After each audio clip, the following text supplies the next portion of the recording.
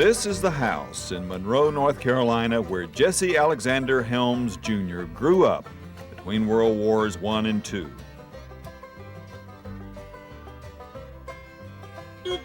In Monroe in those days, farm folk gave life to the town on Saturday mornings as they swarmed in, shopping and socializing.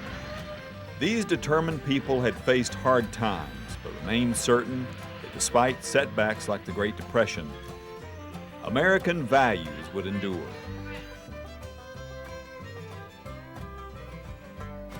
Jesse Helms Sr. was both the police chief and fire chief. Besides his public servant father, there was another man in Monroe who inspired Jesse Jr. as a teenager. Ray House, the high school principal and band director, was one of the first to recognize his potential. Jesse became a state champion tuba player, his first flirtation with fame. Mr. House predicted a horn of plenty for Jesse as long as he continued to work hard. The college years arrived, Wingate first, then Wake Forest. Jesse left college early to become a journalist with the Raleigh News and Observer.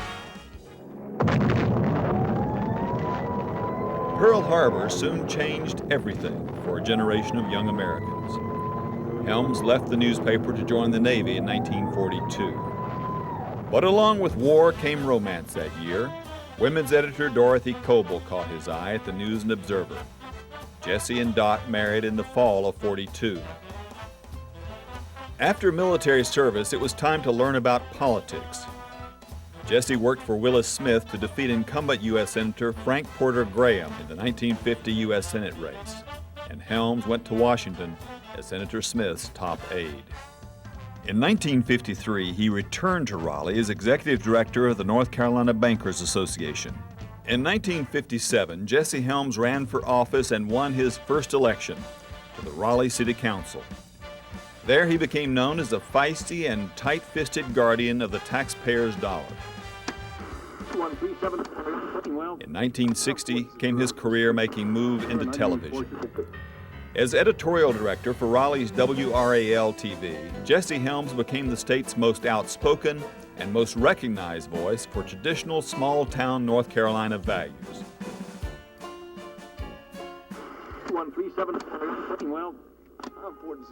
Jesse Helms on the Tobacco Network. His commentaries were broadcast across the state on radio. By 1963, Dot and Jesse already had 2 daughters when they decided to adopt a 9-year-old boy who had cerebral palsy. This led Jesse to get involved with other children suffering from this dreaded disability. He has been honored as an important fundraiser in the fight against cerebral palsy. In 1970, Helms, a Democrat, switched parties and became a Republican. In 12 years, he delivered 2,800 editorials. His daily assault against communism around the world and liberals here at home earned the recognition he needed to consider a bid for the U.S. Senate in 1972. Mr. A.J. Fletcher for a special Christmas reading. Sometime, somewhere, it was the eve of Christmas. With the blessing of A.J. Fletcher, his boss and mentor at Capitol Broadcasting, and with the help of President Nixon's landslide victory, Senator-elect Helms joined Governor-elect Jim Holzhauser in a rare Republican victory ride across North Carolina, a state traditionally controlled by Democrats. Jesse Helms is starting his speech. We're going to listen. Helms' most important political action may have come in 1976, when he became the first in the U.S. Senate to endorse Ronald Reagan for president. Helms' endorsement delivered North Carolina as Reagan's first primary win and kept Reagan in the race throughout the Republican convention. In this year of political rhetoric and empty promises emanating from Plains, Georgia, there is one distinguished leader who has stepped forward to talk sense courageously and honestly and forthrightly to the American people. You know who he is, and I invite you to join me in seconding his nomination, an able, courageous, dedicated American, Ronald Reagan. Thank you very much. When President Gerald Ford lost to Jimmy Carter in 1976, Reagan became the Republican heir apparent and took the presidential race in 1980. The Democrats desperately tried to bring Helms home every time his seat was up for re-election. But his hard-hitting, issue-oriented campaign style endeared him to conservatives around the state and around the country. His innovative direct mail fundraising brought in millions to finance successful campaigns. And we did not have a national constituency from which to draw funds. In 1978, Helms raised enough to outspend Insurance Commissioner John Ingram 30-1. Helms earned his second Senate term. This election is a united, bipartisan declaration that issues and principles do matter. Helms' principles often compelled him to vote against what he thought was bad policy. Time and again, his opponents accused him of blocking progress and gumming up the Senate. They called him Senator No. Jesse stood firm against communist aggression. When the Soviets invaded Afghanistan, Senator No was Senator Nothing. I think we should send the Soviet Union nothing. No wheat, no computer technology, no nothing that they need. Helms' tough role against communism made him a hero in Eastern Europe. He is credited alongside President Reagan and British Prime Minister Margaret Thatcher with helping bring down the Soviet Union. His fascination with foreign issues was growing, but did not keep him from tending to business back in North Carolina. In the 1980s, the signs were certain that the state's two political heavyweights were headed for a Senate showdown. Jim Hunt was a popular governor, leading in the polls going into the 1984 election. The call went out for help among conservative supporters, and the Helms campaign raised millions. Hunt also got help from Democrats around the country. Look for their union label.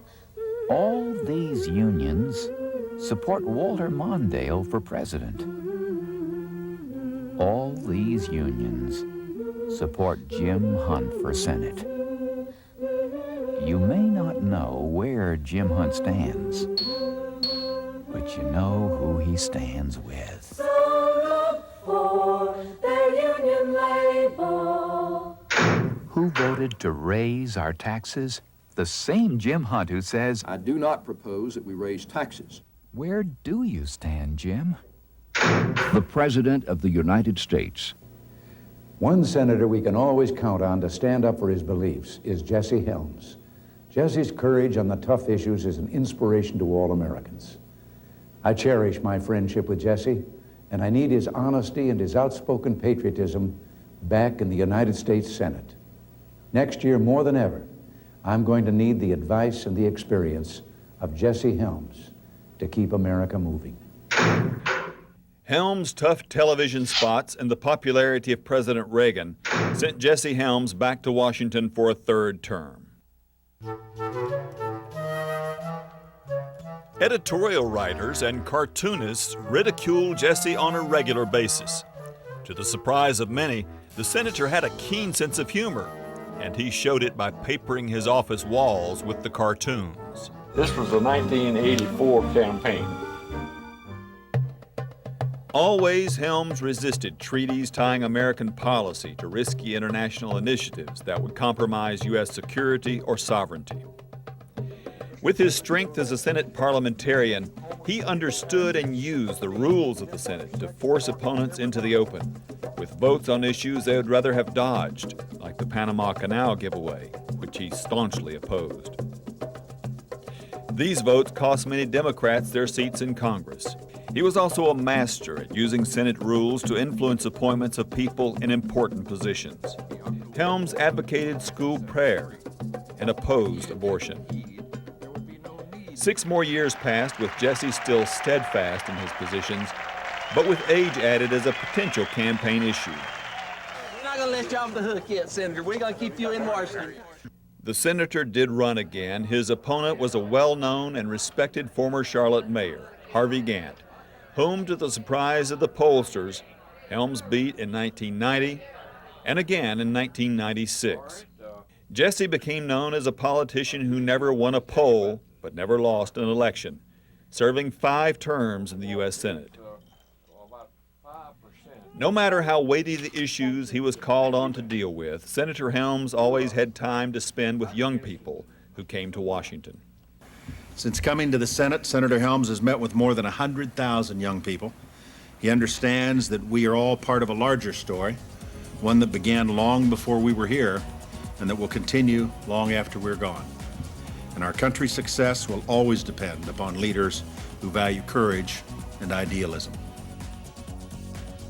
In 1995, Senator Helms reached the pinnacle of his influence in Washington when he became chairman of the powerful Senate Foreign Relations Committee. And next to Ronald Reagan, he became the most important conservative of the last quarter of the 20th century. And I want to welcome you to this historic room. Helms surprised his critics when he stepped forward to create a bridge between Congress and the United Nations in resolving a long-running dues dispute. He became the first legislator in the UN's history to address the Security Council. You are distinguished world leaders, or you wouldn't be here.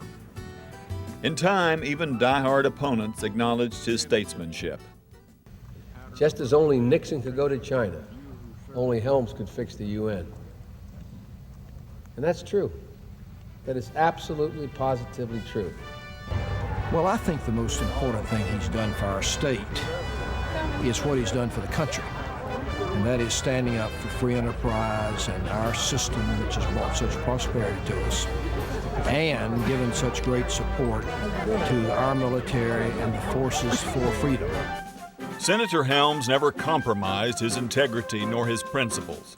And late in his Senate career, he made headlines with a speech about AIDS in Africa.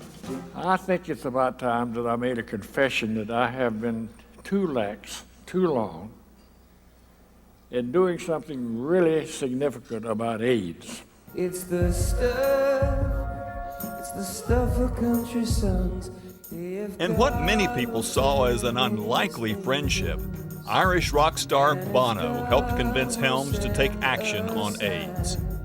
You can't avoid the seriousness of AIDS or HIV positive, whether it be in Africa or in the United States.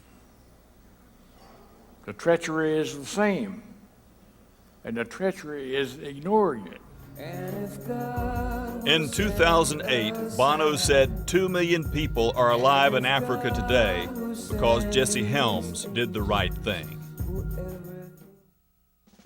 Respected as a courtly gentleman in the Senate and admired around the world for his statesmanship, Helms never forgot his humble roots. Nobody has ever had better home folks than I've had. The people of Union County and Monroe and Winnicott and the whole crowd, they're just great. I just hope that I can leave them with an understanding that the miracle of America is freedom. I drive home through the Capitol grounds every night, and I slow down and I look up at the dome. Sometimes I stop and get out. I never go on the Senate floor that I don't have a tingle on my spine thinking about those guys back yonder who built this country. This is a great place to be. In August 2001, Senator Jesse Helms returned to WRAL-TV in Raleigh, where he first became famous in North Carolina. He announced he would not seek re-election. There's no way I can adequately express my gratitude to the thousands of people who pitched in and gave their support and prayers in all 5 of my elections to the United States Senate. After 30 years in the Senate, Jesse and Dot were ready to come back home to stay. Former Senator Sam Ervin, a Democrat best remembered for his eloquent defense of the Constitution during the Watergate scandal, was one who recognized what set Jesse Helms apart from ordinary politicians. He said Jesse Helms was, quote, one of the few men in public life who's got the courage to stand up for what he honestly believes. Now others may try to dodge the issue and squirm and flip-flop, but not this senator. Jesse Helms, who served in the U.S. Senate longer than any other North Carolinian, once said, I'm not in politics. If I was in politics, they would have kicked me out a long time ago. I get a lot of flack, but I get a lot of people who say, Amen. On July 4th, 2008, Jesse Helms won his last race. He passed from this world on the same date as Thomas Jefferson, John Adams, and James Monroe, founding fathers he admired so much. Jesse Helms once was asked whether he had any ambitions beyond the Senate. The only thing I'm running for, he said, is the kingdom of heaven. Now that day, which comes to all of us, has come for Jesse Helms. And we are confident that he has heard those words he longed to hear. Well done, good and faithful servant. Come and share in your master's joy. The senator's legacy lives on through the work of the Jesse Helms Center. Even today, thousands of people continue to be inspired by his courage to stand for the cause of liberty and our country's founding principles.